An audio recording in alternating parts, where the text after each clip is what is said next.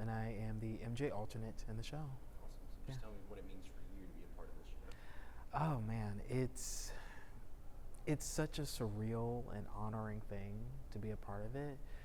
You know, Michael helped shape the industry for guys like me, and to be able to be him and portray him is something, honestly, dreams are made of. You know, I grew up watching Michael and singing his songs, and so to grow up and to be able to tell his story and be a part of something as monumental as this just is something. If you would have told me when I was 18 that when you turn 31 you're gonna do this thing, you're gonna play the King of Pop, you're gonna do this, you know, I would have laughed. Yeah. But to be a part of it is, you know, my inner child is screaming.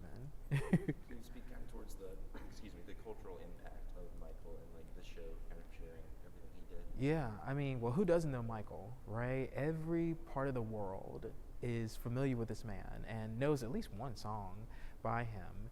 And so to know that he, no matter where you go, you know, I think I was talking about it earlier, every place we go to, a Michael song is playing. You know, it's popping up on the radio, it's popping up in the airports when we're going, you know. To know that this one singular person had such a huge impact, and even years after him being gone from this earth, he is still selling records and making it known, you know, who he was as a person and how loving he was. You know, we have kids that come and see the shows. I think the youngest that I've met is like maybe three or four. And they're decked out in their Thriller jacket or their Beat It jacket, or they have their fedora on, they have their Smooth Criminal outfits on. And, you know, they weren't even alive when this man graced the earth. And to know, even after all this time, he is still having this huge impact on children that have no idea who he is, just speaks volumes about his impact on the world and how much you can tell in his music how much love and effort and blood, sweat, and tears he put into it. That, you know, you don't really get that a lot today, but he's done that and he's still doing it. Yeah. Yeah. So, needless to say, it's a very physical show, a lot of choreography. Is there any, I guess, trademark Michael movements that are your favorite to perform? I mean, you can't beat the moonwalk. I mean, every time I do the moonwalk, I know it's coming, and the audience knows it's coming too. And so when I do it, just to hear them scream and lose it, you know, is something that I live for. I think also the toe stand. It's, you know, he got that from Fred Astaire, and when it's very hard to do and so specific as well. And so when you hit it just right and you can hold the position, it is so gratifying because it defies gravity, you know, and you're like, how are you even doing that? So moonwalk, the toe stand, I think those are like the two that immediately kind of jump out at me that are like the trademark ones. My next question was going to be the most difficult. Would you say, would that be the toe stand? Probably the toe stand. Yeah, I mean, you have to get it right.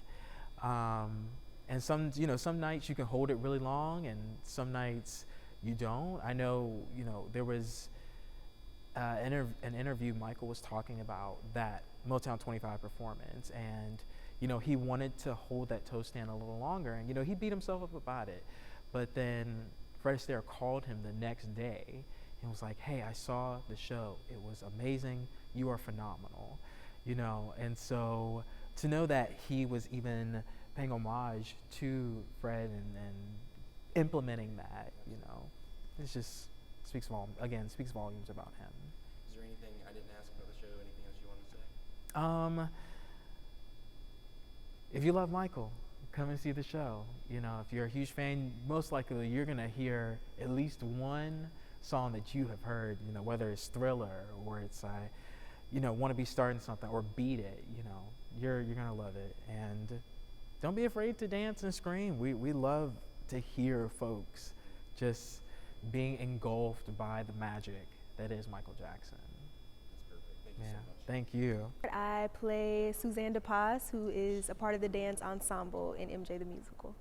First off, can you just tell me how, for you, how it feels to be a part of this production? Yeah, it's truly a blessing. I think just from a young age, I've always known that I wanted to do Broadway. I wanted to do everything, concert, commercial, but Broadway was definitely at the top of my list. So to be doing it, especially in my hometown, is like it's overwhelming, but also just an unreal experience at the same time. So I'm truly grateful.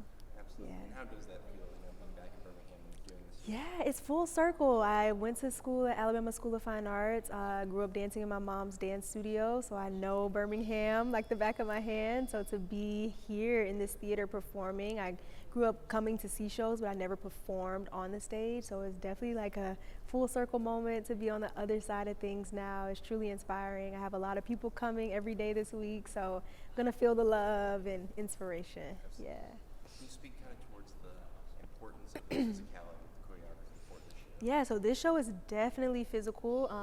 The dancers are pretty much in every number, maybe like 3 that we're not in, but it's full out. We have different styles. It's choreographed by Christopher Wilden, and it's a mesh of different styles that you may see MJ do from his tours, and then just other genres of movement, a little Fosse inspiration, Fred Astaire inspo up in there.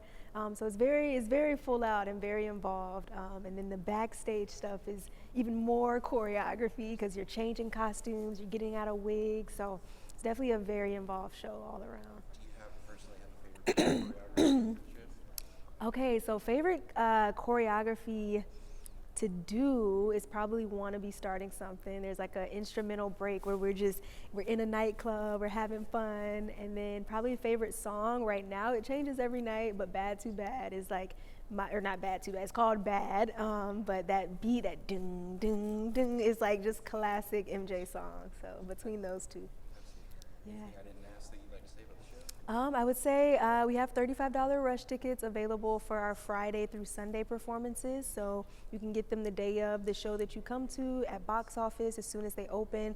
The earlier you are, the better the seats you get. So come and see an amazing show. It's like a concert, feel the energy, and just have a great time.